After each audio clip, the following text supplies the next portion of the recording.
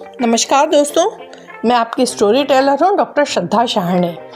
हर हफ्ते सुनो एक कहानी श्रृंखला में आज आपको इंग्लिश राइटर लैंगस्टन ह्यूज द्वारा लिखित कहानी थैंक यू मैम सुना रही हूँ। इस कहानी का हिंदी अनुवाद यादवेंद्र द्वारा किया गया है।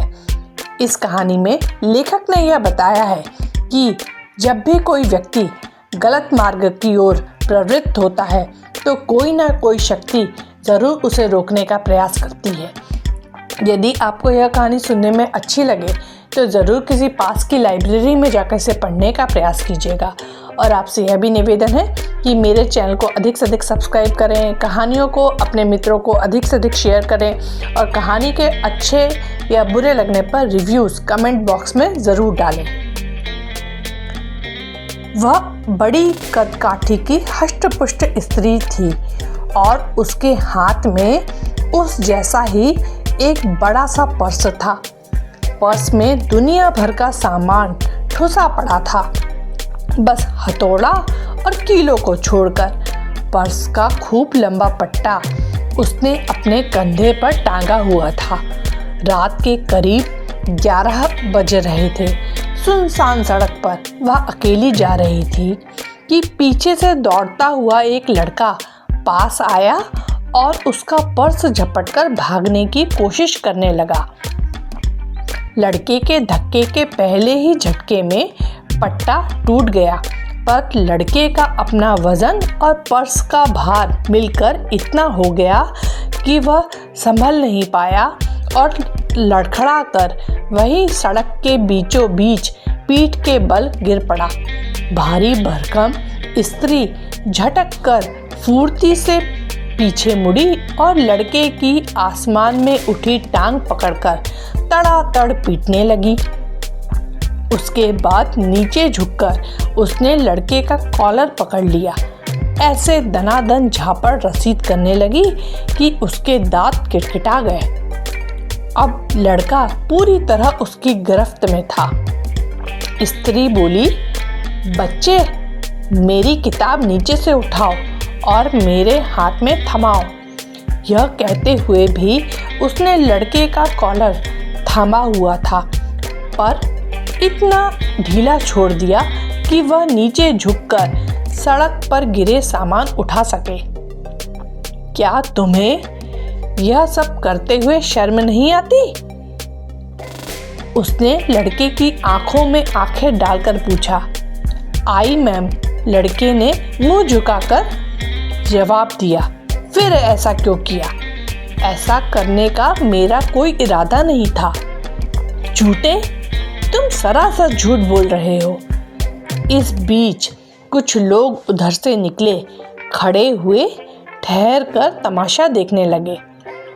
मैं तुम्हारा कॉलर छोड़ दूंगी तो तुम जान छुड़ाकर भाग जाओगे, स्त्री ने लड़के की ओर मुखातिब होकर कहा। हाँ जी मैम, फिर तो मैं तुम्हें छोड़ने से रही, स्त्री ने कहा और कॉलर कस कर पकड़े रही। सॉरी मैम, मुझसे गलती हो गई, सॉरी, लड़का गिड़गिड़ाया। देखो तो तुम्हारा चेहरा कितना गंदा है। आज घर ले जाकर तुम्हारा चेहरा साबुन से रगड़ रगड़ कर धोऊंगी। घर में किसी ने तुम्हें अपना चेहरा धोने के लिए नहीं कहा? नहीं, धीरे से लड़के ने शब्दों को चबाते हुए जवाब दिया। तो चलो मेरे घर, आज तो इसको साफ होना ही है। सड़क पार करते हुए डर से कांपते उस लड़के को लगभग घसीटते हुए भारी भरकम स्त्री ने कहा। देखने से वह 14-15 साल का लड़का लगता था। दुबला पतला और लंबा, टेनिस शू और नीली जीन्स पहने था। चलते चलते उसको देखते हुए स्त्री बोली, तुम्हें तो मेरा बेटा होना चाहिए था। मैं सिखाती गलत क्या होता है, सही क्या, इतना तो कर ही सकती हूँ कि अभी चलकर तुम्हारा चेहरा धोकर साफ कर दूँ। भूख लगी है? नहीं मैम, मैं बस इतनी गुजारिश करूँगा कि आप मेरी कॉलर छोड़ दें, घिसटते घिसटते लड़के ने विनती की। जब मैं मोड़ पर पहुंची तो मुझे देखकर तुम्हें किसी तरह की परेशानी हो रही थी क्या? नहीं मैम। फिर तुमने मुझे पीछे से आकर धक्का क्यों मारा? स्त्री ने सवाल किया। तुमने देखा तुम्हारे धक्के से मुझे कुछ हुआ नहीं, तो फिर तुम्हारे मन में दूसरा ख्याल आया। अब चलो घर, मैं भी तुम्हें बताती हूँ। तुम भी मिसेज लुइला बेट्स वॉशिंगटन जोन्स को क्या याद करोगे? लड़के के चेहरे से पसीना चू रहा था और वह किसी तरह खुद को स्त्री की पकड़ से छुड़ाने का यत्न कर रहा था। मिसेस जोन्स चलते चलते थोड़ा ठहरी, उस लड़के को नीचे पटक दिया और कॉलर छोड़ अब एक बाह पकड़कर घसीटने लगी। घर पहुंचकर वे उस लड़के को लेकर सीधे अंदर चली गईं। बड़ा हॉल पार कर किचनेट लगे अपने कमरे में पहुंचकर ही रुकी। उन्होंने कमरे की बत्ती जलाई और बाहर जाने वाला दरवाज़ा खोल दिया। घर बड़ा था और लड़के को पहले से वहां मौजूद अन्य लोगों की आवाज़ें सुनाई दे रही थी। वह समझ गया, इस घर में वह स्त्री अकेली नहीं रहती है, बल्कि उसके साथ साथ और लोग भी हैं। कमरे के बीचों बीच ले जाकर स्त्री ने लड़के को छोड़ दिया। पूछा, तुम्हारा नाम क्या है? रोजर, उसने जवाब दिया। हाँ तो रोजर, सिंक पर जाओ और अपना मुंह धो कर आओ। लड़के ने पहले दरवाजे की तरफ देखा, फिर स्त्री का चेहरा निहारा। इसके बाद चुपचाप सिंक पर चला गया। नल खुला रखकर कुछ देर छोड़ दो, उसे तब तक चलने देना जब तक गुनगुना पानी न आने लगे। स्त्री ने हिदायत दी। यहाँ साफ तौलिया रखा है, देख लो। क्या आप मुझे जेल भेज देंगी? लड़के ने सिंक पर झुकते हुए जिज्ञासावश पूछा। ऐसे गंदे चेहरे के साथ भला क्यों भेजूंगी? वैसे मैं तुम्हें कहीं नहीं भेज रही हूँ। मैं दिन भर खट कर घर लौट रही थी कि कमरे पर पहुँचते ही कुछ बनाकर खाऊंगी, और तुम हो कि मेरा पर्स झपट कर भागने लगे। हो सकता है तुमने भी खाना ना खाया हो, पर अब तक तो बहुत देर हो गई है। बताओ, तुमने दिन भर में कुछ खाया है? स्त्री ने एक सांस यह सब कुछ पूछ लिया। मेरे घर में कोई नहीं है, लड़के ने बताया। तब चलो हम दोनों मिलकर कुछ खाते हैं, स्त्री बोलती रही। मुझे लगता है तुम्हें भूख लगी होगी। यहाँ पहुंचकर अब तो यह भूख और भी बढ़ गई होगी। तुमने मेरा पर्स झपटने में भी तो अच्छी खासी मेहनत की है। मुझे नीले रंग का सुएड का जूता चाहिए, लड़का बोल पड़ा।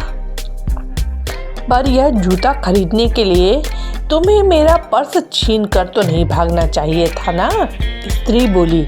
मुझसे मांग लेते, मैं इसके लिए तुम्हें पैसे दे देती।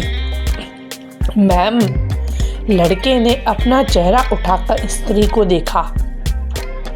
उसके अभी धुले हुए चेहरे से अब भी पानी की बूंदें चू रही थीं। वह देखता रहा। उसे पता ही नहीं चला इसमें कितना समय बीत गया। लगता था समय का एक मुलायम सा टुकड़ा उनके बीच ठहर गया है। इस बीच उसने अपना चेहरा पोंछ लिया। इसके बाद भी जब उसको कुछ समझ नहीं आया तो उसने दोबारा तौलिए से पोंछकर अपना चेहरा सुखाया। लड़का असमंजस में था। अब आगे क्या करे? सामने का दरवाज़ा खुला था। छलांग लगाकर वह बाहर भी भाग सकता था। 1, 2, 3, अभी यहाँ और अगले पल घर से बाहर। स्त्री बिस्तर पर बैठी थी, थोड़ी देर बाद कुछ सोचते हुए बोली, कभी मैं भी तुम्हारी तरह थी, लड़की थी और कई चीज़ों की लालसा होती थी, पर खरीदने को जेब में पैसे नहीं होते। देर तक दोनों खामोश बैठे रहे। फिर लड़के ने मुंह खोला, पर उसकी भवें तनी हुई थी। आप उसको भवों के तने होने का एहसास नहीं था। तुमने उम्मीद लगाई हुई थी कि अपनी बात मैं वहीं ख़त्म नहीं करूँगी, बल्कि कहूँगी, मगर है ना यह बात। तुमने सोचा होगा मैं कहूँगी, मगर मैंने किसी का पर्स तुम्हारी तरह नहीं छीना। मैं यह नहीं कहूँगी, बिल्कुल नहीं कहूँगी। इसके बाद दोनों के बीच खामोशी पसरी रही। खामोशी और सिर्फ खामोशी। मैंने भी यह सब किया है। क्या क्या किया है यह सब नहीं बताऊंगी मेरे बच्चे।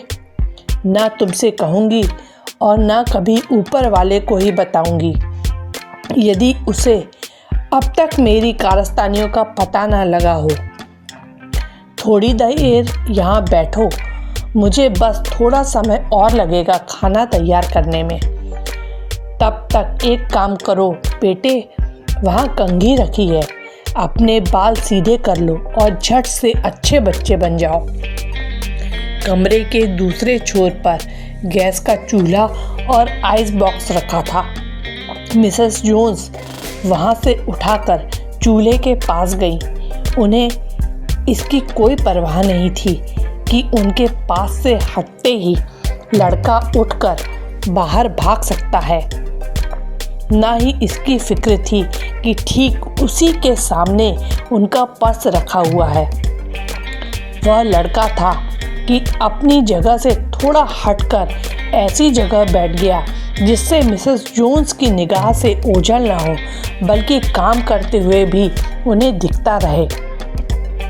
यदि वे उस पर नज़र रखना चाहें। उसको लगा जिस स्त्री ने उस पर उतना भरोसा किया है, उसका भरोसा किसी सूरत में टूटना नहीं चाहिए।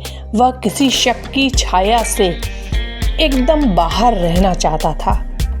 पास के स्टोर से कुछ सामान लाना हो तो बताइए, मैं जाकर ले आता हूँ। दूध या और कोई और सामान? लड़का बोला, वैसे मुझे तो नहीं लगता कुछ चाहिए, पर यदि तुम्हें शक्कर वाला दूध चाहिए तो जाकर ले आओ। अभी मेरे पास डिब्बे वाला दूध है, उससे मैं और हम दोनों के लिए कोको ड्रिंक बना रही हूँ। अरे यह तो बड़ी अच्छी बात हुई।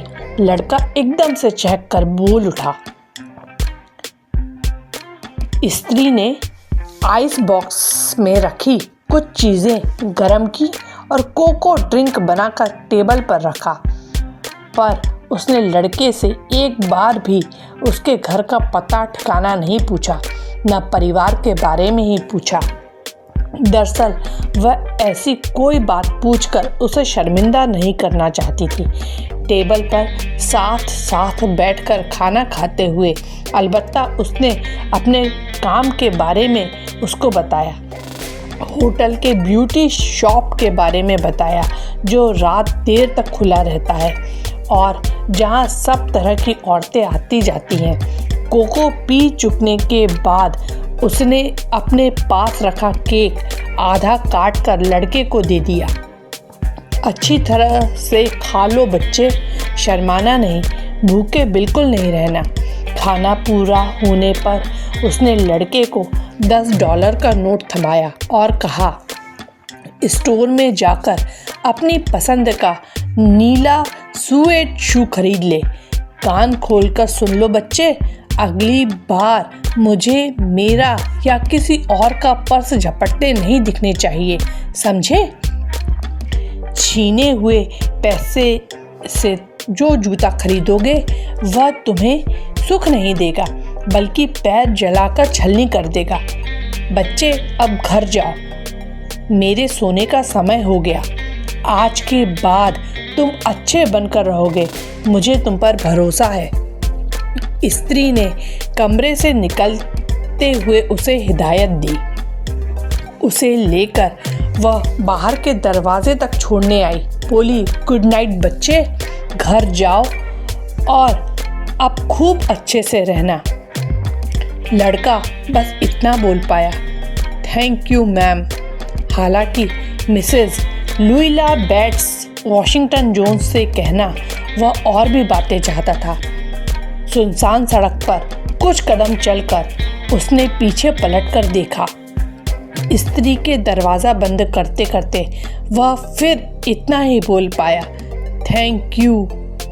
उस रात के बाद से उसे मिसेस जोन्स फिर कभी नहीं दिखाई दी। यदि आपको यह कहानी सुनने में अच्छी लगी हो तो इसे ज़रूर अपने दोस्तों को शेयर कीजिए। धन्यवाद।